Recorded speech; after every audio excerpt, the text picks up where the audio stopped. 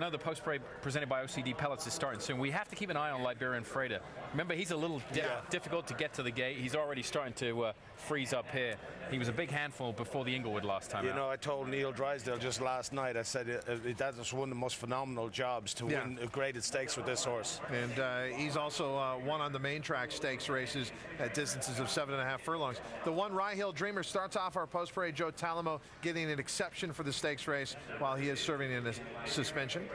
Yes, and Liberian Freighter getting a bit of an exception here, just standing while the rest of the field circles Look at his right him. leg there. You can see underneath the pony horse. Yeah. Exactly. What happened last time I was on the air? John, quiet man. Yes, exactly. Went out there and they literally took him from the main track right onto the turf course. He didn't warm up.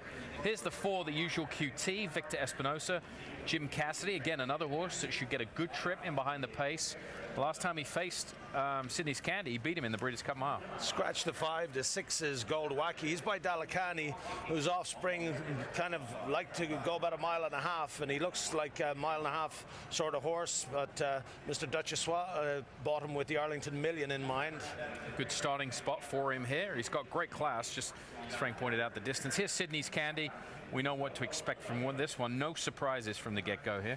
Even money, I wouldn't be too, have no problem betting him at even money. 8 horse is Leroy's Dynamo. He was 3rd last time out, beating a length and a quarter behind Ace of Aces, and he was 7th, beating 3 lengths behind Liberian Freighter, 2 back. But he is a stakes winner on this. He won to Will Rogers last year at Hollywood. That is your field for the Grade 2 American Handicap. 6 horses to go a mile on the turf, and still we're waiting for the 2 Liberian Freighter to get out of that pose. And, you know what he'll do? He'll stand there, and there's John Quietman. Yeah. He's behind the graphics odds bar there. That's Niels' long-time assistant. They'll walk him probably right onto the turf course, I would imagine. John is thankful that this race is not 6 furlongs. It's a long walk, John. Liberian Freighter right now is our 3rd choice in the wagering at odds of 6-1. Back-to-back wins coming in, the Grade 2 Arcadia and the Grade 3 Inglewood. And so because you expected this, it's nothing that you'd be too concerned about? No, I'd be concerned if he didn't do it. Yes. What about the 6 Gold Wacky? You said he looks like a horse who's better at 1.5 miles, or at least a longer distance than 1 mile. What about the other way he's warming up? He's acting like a horse that wants to go 1.5 miles, right? Yeah, right. He's not. Well, this is the way the European horses warm up without the pony, but you could see him. They're using this as a starting point. I would think Ron would like him to sit back and finish up, right? Yeah, he's just said. Ryehill Dreamer Joe Talamo. There is our 2nd choice at 2-1. We haven't talked about the usual QT. I like him very much here during the warm-up. Yeah. There's some looking at 2-1 and going, that's my horse. Look at his resume since the Dubai Duty Free. He's only finished off the board once, and that was in the Pacific Classic where they were experimenting with the synthetics again.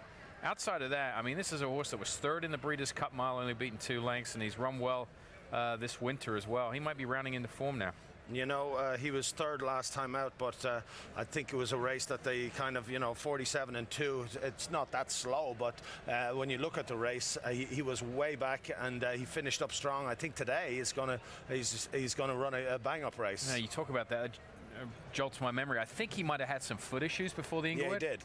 We did, right? Yeah. We interviewed Jim Cassidy, and he said he was maybe a work short or hadn't got the training program that he wanted going to the Inglewood. So there's a reason why he could improve today. There's a great tradition here. Memorial Day weekend at Hollywood Park, the Grade 2 American Handicap. That tradition is renewed with another quality field to contest the mile distance. And as they step on the turf course and get ready to move into line for the 72nd running of this race, a check of the odds, and Sydney's Candy is even money, your 2nd choice. The 4, the usual QT at 2-1.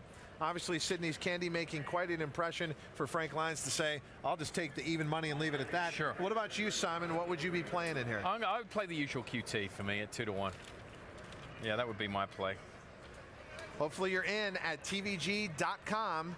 The field moving into line for the American Handicap, and you can see here they kind of accommodate Liberian Freighter. He moves in right away, sitting calmly. It's the right thing to do. Yeah, because it's a disadvantage to the rest of the field. And he's, and it works. Right.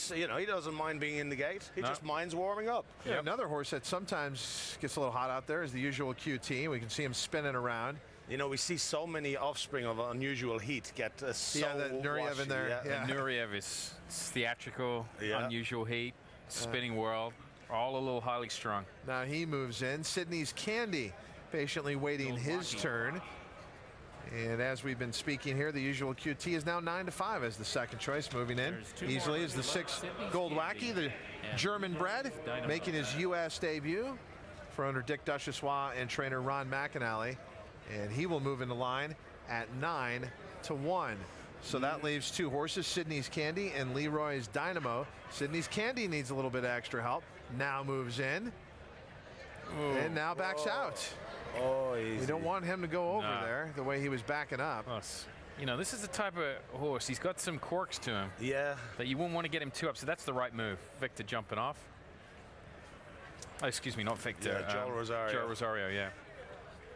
Yeah, and now they're able to get him in, lock in behind. Last to load, Leroy. So now have to climb back aboard, and the final horse will be Leroy's Dynamo. He spins around, walks forward. We're ready for start the Grade 2 American Handicap from Hollywood Park, live on TVG. They're off. Sydney's Candy is asked for speed. Liberian Freighter is 2, and these 2 match race early. Sydney's Candy going to make the lead. Liberian Freighter will now concede and sit in second. Ryehill Dreamer away third. The pace is fast. The usual QT away fourth. Then it's a big gap too. Leroy's Dynamo and the slow starting Goldwacky at the back of the pack. Sydney's Candy turns into the backstretch. He's got a 1.5 length lead over Liberian Freighter in second. They've sprinted 3 lengths clear of Ryehill Dreamer. He's 2.5 in front of the usual QT. The usual QT about 7 lengths behind front-running Sydney's Candy.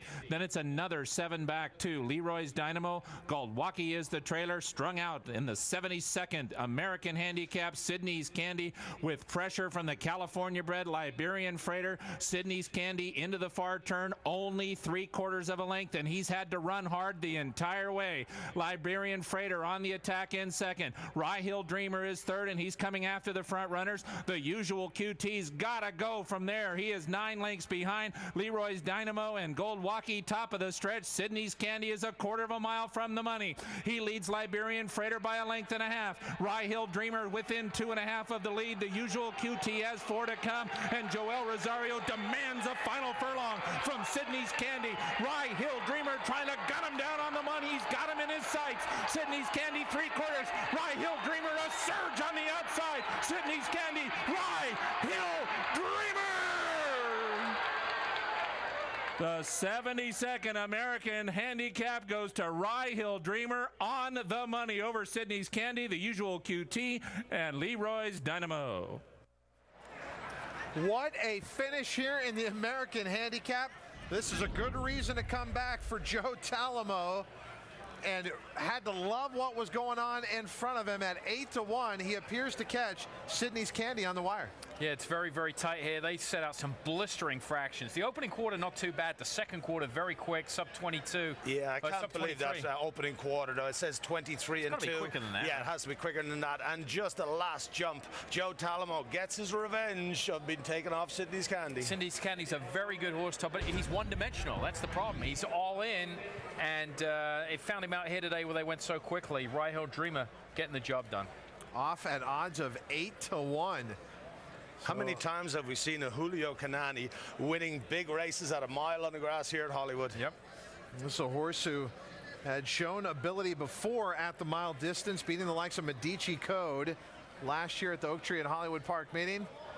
And so this camera angle is, now what, here's the thing. This is where we kind of get into trouble with this camera angle. What you see there is not quite reality. Not even close. It is a photo. It is a photo, but don't look at that. That's a lot closer than I thought it was. Well, that's a bad angle. Yeah. Because I've got to... That angle's so bad that the one might have been ahead by a length. Yes. Okay, you're right. Let's put it to you that way. Yeah. Todd knows that from experience. That's right. And I've got that picture on my phone. Yeah, thank you. But let's watch it one more time. Just the normal view coming down the stretch here. And Sydney's Candy hanging in there after those fast fractions. Joe Talamo just hoping that the wire doesn't get there too soon for Ryehill Dreamer. Ryehill Dreamer does come back right on the wire, giving Sydney's Candy a little bit of hope. A lot closer than you. It is close. Yeah. It is close. But again, I'm just saying that other angle would almost make it look like the 7's a clear winner, and that's I mean, not if you look at the hind ends, Ryehill Dreamer is well ahead. You know. Vic called the winner here, but again, he's way up top, using binoculars, looking down as it's happening. But it is very close, and the photos sign up longer than maybe those would think. But even Joe Talamo seems to be coming back with some confidence here aboard the one Ryehill Dreamer as he went by Sydney's like Candy right? and Joel Rosario. Telling body language, he's going by the other riders. Looks like they're saying congrats, saying something to him. There's Julio. Julio Canani. Yeah. And if they didn't post his number, he'd tell you another story about he's the unluckiest man in the world, even though he's the focus of a show called Lucky on HBO. And the gentleman that is portraying him, actor John Ortiz, was out here on Friday night. When they showed him on Friday night, I'm like, that's Julio. That was pretty good. I'm sure he'll capture the essence of the man. Do you remember? Photo sign down. Oh, here we go. Yeah. It is the one. Ryehill Dreamer at 8-1. So Julio Canani will have to hold off on the story about being unlucky. Now it's going to be about how I knew I had it. Yeah. Look. Yeah. He's talking to Scotty McClellan there, Joe Talamo's agent. I told you, if it wasn't for me, you wouldn't win this race. Yeah, right. True. We could voice him over all day long. We will have prices. 1-7-4-8, an 8-1 winner here in Ryehill Dreamer in our feature, the Grade 2 American Handicap, but some outstanding harness racing action at the Meadowlands. We'll get to it right now.